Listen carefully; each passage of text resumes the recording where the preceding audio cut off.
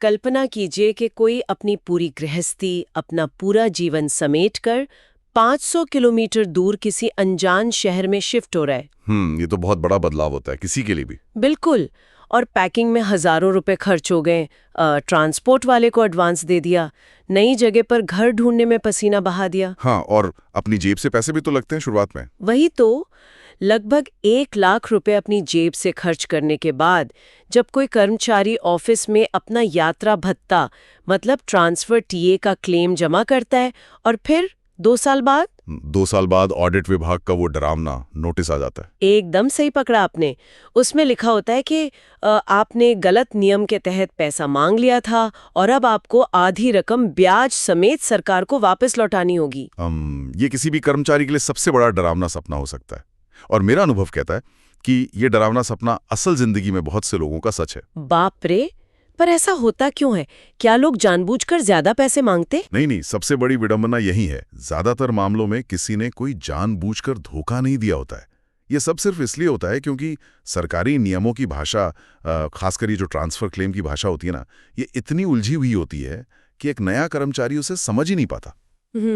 लोग अक्सर दूसरों की देखा देखी फॉर्म भर देते होंगे। बिल्कुल, या तो दूसरों की नकल करते हैं या फिर डर के बारे उन चीजों का क्लेम ही नहीं करते जिनके वो असल में हकदार थे। तो इसी डरावने सपने से बचाने के लिए आज की हमारी एक गहन चर्चा है। आज हम इसी ट्रांसफर टीए के तिलिस्म को तोड़ेंगे। बहुत जरूरी विषय है ये। और हम कोई भारी भरकम किताबी बातें नहीं करने वाले हैं। आज का हमारा मिशन बहुत सीधा है। हम एक जीता जागता वास्तविक उदाहरण लेंगे और देखेंगे कि एक नया कर्मचारी भी बिना गलती किए अपना क्लेम कैसे बना सकता है। हाँ, नियमों को एक असल उदाहरण से समझना सबसे अच्छा रहता है। तो अगर हम ट्रांसफर को सिर्फ एक शहर से दूसरे शहर जाने की तरह देखेंगे तो हमेशा गलती करेंगे। हमें इसे एक लॉजिस्टिकल प्रोजेक्ट की तरह देखना होगा, जहां सिर्फ इंसान नहीं बल्कि उनकी पूरी जिंदगी शिफ्ट हो रही है। सही बात है। तो अगर हम इस प्रोजेक्ट की फंडिंग मतलब ट्रांसफर टीए की बात करें तो ये कोई एक सिंगल टिकट का पैसा तो है नहीं, है ना? शुरुआत यहीं से करनी चाहिए। लोग अक्सर यही सोचते हैं कि ट्रांसफर टीए का मतलब है बस एक ट्रेन या फ्लाइट की टिकट का रिफंड मिल जाना। हाँ, आम धारणा तो यही है। पर इसे ऐसे समझिए जैसे आप किसी रेस्टोरेंट में कॉम्बो मील या एक पूरी थाली ऑर्डर करते हैं। उस थाली में सिर्फ एक रोटी तो होती नहीं है। दाल चावल सब्जी सब होता है। बिल्कुल, ट्रांसफर टीए भी एक ऐसी ही थाली है जिसके मुख्य रूप से 4 अलग-अलग हिस्से होते हैं। अच्छा, 4 हिस्से कौन से हैं? पहला हिस्सा है कंपोजिट ट्रांसफर ग्रांट, जिसे आम बोलचाल में सीटीजी कहते हैं। दूसरा हिस्सा है कर्मचारी और उसके परिवार के असल यात्रा के टिकट का खर्च। तीसरा हिस्सा है घर का भारी सामान यानी लगेज का ट्रांसफर। और चौथा हिस्सा है आपकी निजी गाड़ी जैसे कार या मोटरसाइकिल को ट्रांसपोर्ट करने का खर्च। इन चारों को मिलाकर ही आपका पूरा ट्रांसफर टीए बनता है। ये कॉम्बो वाली बात काफी दिलचस्प है। तो चलिए इस थाली के सबसे भारी हिस्से से शुरुआत करते हैं, सीटीजी। हाँ, सीटीजी को लेकर बहुत कंफ्यूजन रहता है। मैंने खुद देखा है नए कर्मचारियों को इस बात पर घबराते हुए। मतलब उनका सोचना होता है कि घर शिफ्ट करते समय जो छोटे मोटे खर्चे हो रहे हैं, जैसे कुली को पैसे दिए या रास्ते में चाय नाश्ता किया या नई जगह पहुंचकर घर की साफ सफाई करवाई। हाँ, तो क्या इन सब के पक्के बिल और रसीदें जमा करनी पड़ेंगी? क्योंकि व्यवहारिक रूप से कुली तो कोई पक्की रसीद देता नहीं है। सरकार और नियम बनाने वाले भी जमीनी हकीकत को बहुत अच्छी तरह समझते हैं। सोचिए अगर हर कर्मचारी अपने क्लेम में चाय और समोसे के 20-20 रुपए के बिल लगाने लगे तो ऑडिट विभाग तो पागल ही हो जाएगा उसे चेक करते करते। बिल्कुल, कितने साल लग जाएंगे चेक करने में।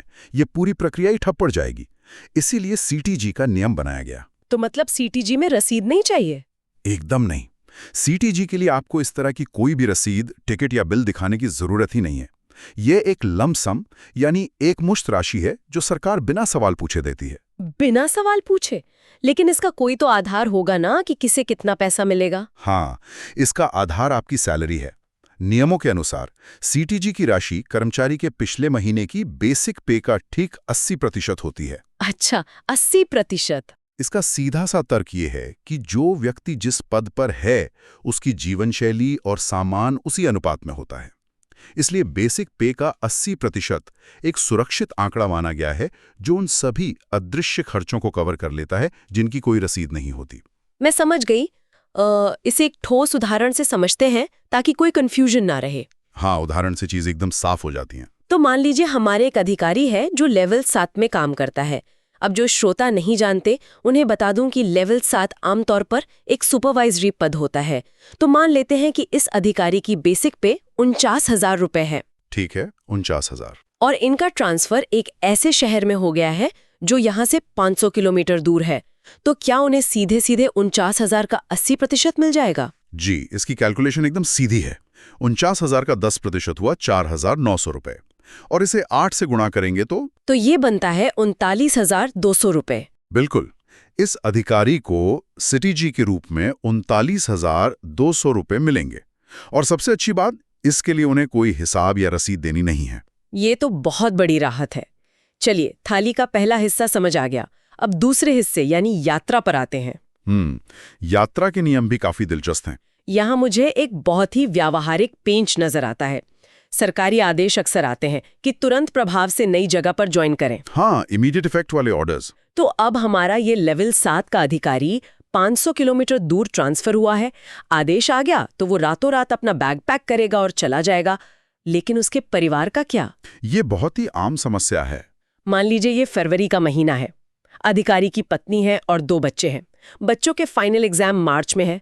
कोई भी समझदार इंसान फरवरी में बच्चों के स्कूल तो छुड़वाएगा नहीं। बिल्कुल नहीं। पढ़ाई का नुकसान कौन करेगा? तो क्या सरकार ये दबाव डालती है कि नहीं, पूरा परिवार एक ही ट्रेन से एक ही दिन सफर करेगा तभी पैसा मिलेगा? हाँ, अगर ऐसा कोई नियम होता तो ये पूरी व्यवस्था बहुत अमानवीय हो जाती।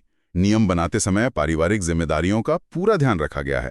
सरकार ये नहीं कहती कि आप सब एक साथ एक ही डिब्बे में बैठकर जाएं। तो मतलब अलग अलग जा सकते हैं? हाँ, आपके अधिकारी को तुरंत ज्वाइन करना है तो वो बिल्कुल फरवरी में अकेले अपनी ट्रेन पकड़ें और नई जगह पर ड्यूटी ज्वाइन कर लें। और परिवार अप्रैल में बच्चों के एग्जाम खत्म होने के बाद आराम से शिफ्ट हो सकता है। जी हाँ, नियमों में एक स्पष्ट समय सीमा दी गई है। परिवार के सदस्य अधिकारी के नई जगह पर ड्यूटी ज्वाइन करने की तारीख से 6 महीने के भीतर अपनी यात्रा पूरी कर सकते हैं। ओह, 6 महीने का समय मिलता है? बिल्कुल। यानी फरवरी में अधिकारी का अकेले जाना और अप्रैल में परिवार का पीछे से आना, ये पूरी तरह से जायज है। जब क्लेम बनाया जाएगा तो अधिकारी अपनी पहली यात्रा और परिवार की बाद वाली यात्रा दोनों को शामिल कर सकता है। ये सुनकर तो कई लोगों के कंधों से बहुत बड़ा बोझ उतर गया होगा। ये तो काफी फ्लेक्सिबल है। हाँ, नियम काफी व्यवहारिक हैं अगर आप उन्हें समझ लें। चलिए, अब हम अपनी थाली के तीसरे और शायद सबसे जटिल हिस्से पर आते हैं, सामान का ट्रांसपोर्ट।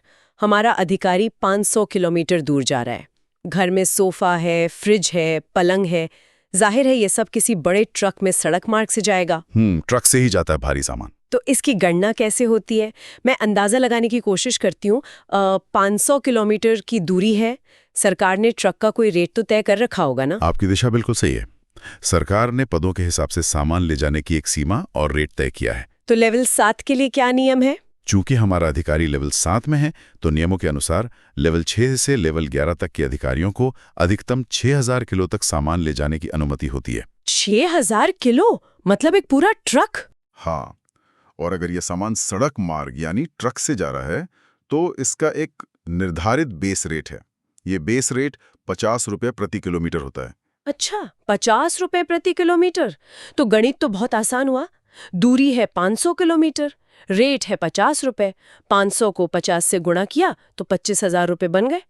अधिकारी को ट्रक के लिए 25,000 रुपए का क्लेम भर देना चाहिए। इसमें जटिलता कहाँ है? जटिलता यह है कि आपने इस गणना में एक बहुत ही अहम चीज को नजरअंदाज कर दिया है। और सच कहूं तो यही वो जगह है जहां लोग अपना सबसे ज्यादा नुकसान कर बैठते हैं। क्या? मैंने क्या मिस कर दिया? आपने महंगाई को कैलकुलेट ही नहीं किया। महंगाई? लेकिन ट्रक का रेट तो 50 रुपए फिक्स है ना? आपने तो बताया बेस रेट है। फिक्स है, लेकिन हमेशा के लिए नहीं। जब भी आप इस तरह की गणना करें तो आपको ये देखना होगा कि वर्तमान में महंगाई भत्ता यानी डीए कितना चल रहा है। अच्छा, तो डीए का भी असर होता है इस पर? बिल्कुल। नियमों में एक इनबिल्ट मैकेनिज्म है।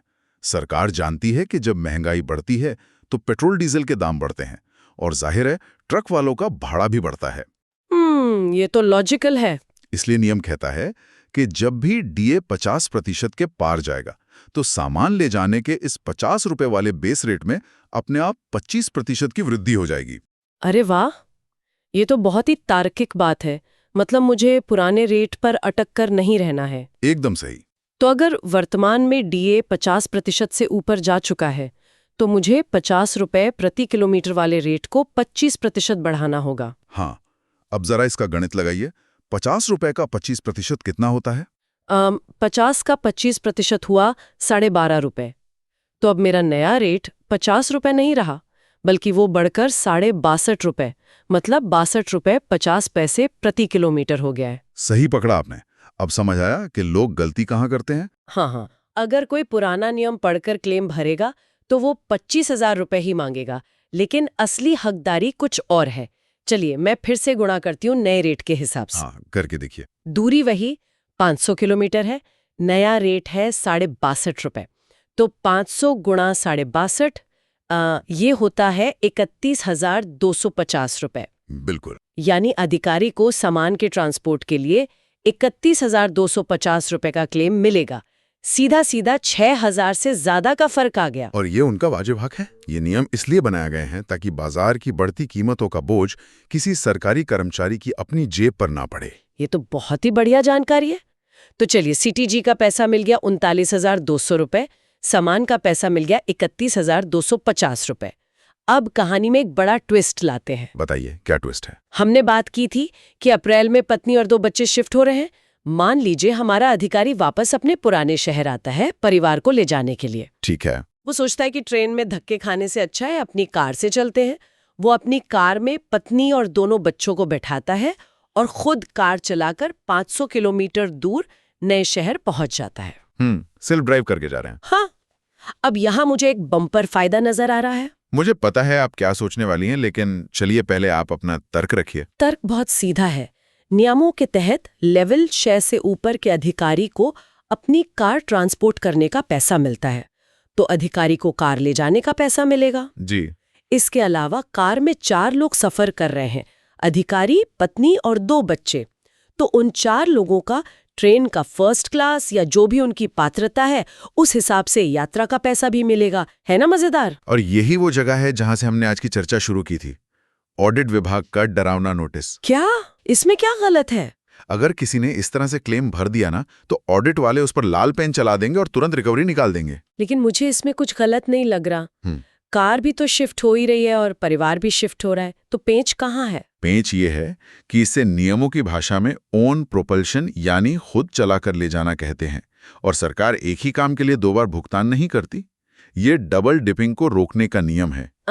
थोड़ा आसान भाषा में समझाइए, डबल डिपिंग कैसे हुई? इसे ऐसे समझिए, सरकार आपको कार ट्रांसपोर्ट करने का पैसा दे रही है। जब कार खुद चलाकर ले जाई जाती है तो नियम कहता है कि अधिकारी को कार ले जाने का वो खर्च मिलेगा जो उस कार को किसी पैसेंजर ट्रेन में बुक करके भेजने पर आता, या फिर जो सड़क का निर्धारित रेट है, दोनों में से जो भी कम हो। ठीक है, तो कार का पैसा तो मिल गया ना, लेकिन मेरे 4 यात्रियों का क्या? उनका टिकट क्यों कटेगा? यही कैच है। चूंकि आपका परिवार उसी कार में बैठकर जा रहा है जिसका ट्रांसपोर्टेशन का पैसा सरकार पहले ही दे रही है, इसलिए उन 4 लोगों को अलग से कोई हवाई, रेल या सड़क यात्रा का टिकट या माइलेज अलाउंस नहीं मिलेगा। अच्छा, तो मतलब दोनों चीजें एक साथ नहीं मिलेंगी? बिल्कुल नहीं। तर्क ये है कि कार तो वैसे भी 500 किलोमीटर जा ही रही थी। सरकार उस खाली कार को ले जाने का खर्च उठा रही है। अब उस कार की जो सीटें खाली हैं, अगर आप उन पर अपने परिवार को बिठा लेते हैं तो उसके लिए अलग से 4 लोगों का ट्रेन का किराया मांगना तर्कसंगत कैसे हो सकता है? आपने कोई अलग से टिकट तो खरीदा नहीं। बाप रे, ये तो सच में एक बहुत बड़ा जाल है। मतलब आप कार का ट्रांसपोर्टेशन क्लेम कर लीजिए, लेकिन फिर आप ये नहीं कह सकते कि हम 4 लोग भी उसी कार में बैठकर गए थे तो हमें 4 रेल टिकट का पैसा भी दे दो। एकदम सही समझा आपने। ये बहुत ही सीधा नियम है। आपके पास 2 विकल्प होते हैं। पहला विकल्प क्या है? पहला विकल्प यह है कि आप अपनी कार को अलग से ट्रक में या मालगाड़ी के जरिए बुक करके भेज दें और खुद अपने परिवार के साथ ट्रेन में 4 टिकट खरीदकर आराम से सफर करें। अच्छा, इस स्थिति में क्या होगा? और उन 4 लोगों के ट्रेन टिकट का पैसा भी मिलेगा, क्योंकि आपने असल में दोनों चीजों के लिए अलग अलग पैसे खर्च किए हैं। समझ गई। और दूसरा विकल्प? दूसरा विकल्प वही है जो हमारे अधिकारी ने चुना। आप खुद कार चलाकर ले जाएं और परिवार को साथ बैठा लें। इसमें आपको कार का ट्रांसपोर्टेशन का पैसा मिलेगा, लेकिन परिवार की यात्रा टिकट का कोई पैसा नहीं मिलेगा। आप एक ही गाड़ी से 2 फायदे नहीं निकाल सकते। ये विश्लेषण वाकई आंखें खोलने वाला है। कोई नया व्यक्ति तो यही सोचेगा कि कार भी गई और हम भी गए, तो दोनों का पैसा मिलना चाहिए। और इसीलिए नियम जानना जरूरी है, वरना बाद में पैसे वापस करने पड़ते हैं। चलिए अब इस पूरी चर्चा को समेटते हुए हमारे उस लेवल 7 वाले अधिकारी का पूरा फाइनल बिल बनाते हैं। देखते हैं कि नियमों के दायरे में रहकर उनका कुल क्लेम कितना बनता है। हाँ, एक समरी हो जाए तो श्रोताओं को याद रहेगा। तो पहला हिस्सा सीटीजी, बिना किसी रसीद के उन्हें उनकी 49,000 की बेसिक पे का 80% मिलेगा, यानी 39,200 रुपए। एकदम सही। दूसरा हिस्सा यात्रा, फरवरी में जो उन्होंने ज्वाइन करने के लिए अकेले ट्रेन से यात्रा की थी, सिर्फ उस एक सिंगल ट्रेन टिकट का किराया उन्हें मिलेगा, क्योंकि अप्रैल में जब परिवार कार से आया तो उसका टिकट का पैसा ओन प्रोपल्शन नियम के तहत कट गया। ये भी बिल्कुल सटीक है। पहली यात्रा का ट्रेन का पैसा और अप्रैल वाले का कुछ नहीं। तीसरा हिस्सा वाहन, अप्रैल में अपनी कार को खुद चलाकर ले जाने का खर्च उन्हें मिलेगा, जो कि पैसेंजर ट्रेन से कार भेजने के रेट या निर्धारित दर तक सीमित होगा। हाँ, ये उनका कार ट्रांसपोर्टेशन का लीगल क्लेम है। और चौथा और आखिरी हिस्सा सामान, उनका जो घर का सामान 500 किलोमीटर दूर ट्रक से गया था, उसका 50 रुपए पुराने रेट से नहीं बल्कि बढ़े हुए डीए वाले नए रेट यानी 62.5 रुपए प्रति किलोमीटर के हिसाब से 31,250 रुपए का क्लेम बनेगा। बेहतरीन। ये एकदम पारदर्शी, अचूक और ऑडिट प्रूफ क्लेम है। अगर कोई भी कर्मचारी इस तरह से हर एक नियम के पीछे छिपे तर्क को समझ ले तो उसे कभी कोई नोटिस नहीं आ सकता। सच में इस पूरी प्रक्रिया से एक बात तो साफ हो जाती है कि ट्रांसफर टीए के नियम कर्मचारियों को परेशान करने या उनके पैसे रोकने के लिए नहीं बनाए गए हैं। बिल्कुल नहीं।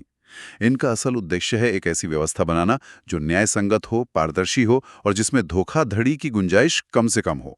सिस्टम को फेयर रखने के लिए। हाँ, नियम इसलिए बनाए गए हैं ताकि सरकार के खजाने का सही इस्तेमाल हो और साथ ही कर्मचारी को नई जगह सेटल होने का पूरा और वाजिब खर्च भी मिल जाए। जब आप नियम के पीछे का लॉजिक समझ लेते हो ना, जैसे कि सीटीजी बिना रसीद के क्यों है या डीए बढ़ने पर सामान का रेट क्यों बढ़ता है। बिल्कुल, जब आप ये क्यों समझ लेते हैं तो ये कोई भूल भुलैया नहीं बल्कि एक सीधा रास्ता लगने लगता है। जानकारी ही असली ताकत है। वो अगर आप अपने अधिकारों को और उन अधिकारों की सीमाओं को समझते हैं तो कोई भी प्रक्रिया डरावनी नहीं लगती। आज हमने ट्रांसफर को सिर्फ एक यात्रा नहीं बल्कि एक प्रोजेक्ट की तरह देखा, उसे हिस्सों में तोड़ा और उसका गणित समझा। और मुझे लगता है कि इस उदाहरण से बहुत लोगों के डाउट्स क्लियर हो गए होंगे। हाँ, मुझे भी यही उम्मीद है। लेकिन जाने से पहले मैं चाहती हूँ कि हमारे सुनने वाले एक बहुत ही दिलचस्प स्थिति पर थोड़ा दिमाग लड़ाएं। अच्छा, कौन सी स्थिति? हम अक्सर अकेले कर्मचारी की बात करते हैं, लेकिन जरा सोचिए अगर पति और पत्नी दोनों ही सरकारी नौकरी में हैं। ओहो, वर्किंग कपल। हाँ, और कोई ऐसा संयोग बनता है कि उन दोनों का ही ट्रांसफर एक ही शहर से दूसरे एक ही शहर में हो जाता है। ऐसा होता है, कई बार स्पाउस ग्राउंड पर ट्रांसफर हो जाता है। तो अब सोचने वाली बात यह है कि जब दोनों सरकारी कर्मचारी हैं तो क्या उन दोनों को अलग अलग अपनी बेसिक पे का 80% सीटीजी मिलेगा, यानी एक ही घर शिफ्ट करने के 2 सीटीजी? ये बहुत ही ट्रिकी सवाल है। यहाँ नियम में एक बहुत ही दिलचस्प खेल खेलते हैं। अगर उन दोनों पति पत्नी का ट्रांसफर 60 दिन के अंतराल के बाद लेकिन 6 महीने के भीतर होता है तो पहले जिसका ट्रांसफर हुआ है उसे तो 100% सीटीजी मिलेगा, लेकिन जो बाद में ट्रांसफर होकर आया है उसे अपने हिस्से का केवल 50% सीटीजी ही मिलेगा। मतलब 1.5 सीटीजी मिला घर में। लेकिन असली ट्विस्ट तो ये है, अगर दोनों के ट्रांसफर आदेश 60 दिन के भीतर ही आ जाते हैं और दोनों 60 दिन के अंदर ही एक साथ शिफ्ट हो जाते हैं तो दूसरे वाले को वो 50% सीटीजी भी नहीं मिलता। अरे बाप रे। हाँ, एक को पूरा मिलेगा और दूसरे को कुछ नहीं। अब सोचने वाली बात यह है कि सरकार ने ये 60 दिन वाला नियम क्यों बनाया होगा? इसके पीछे क्या तर्क हो सकता है? इसे हमारे श्रोता एक बार खुद सोचकर देखें। ये वाकई दिमाग लड़ाने वाला सवाल है। तो हमारी आज की इस गहन चर्चा में बस इतना ही। फिर मिलेंगे किसी नए विषय की गहराइयों में।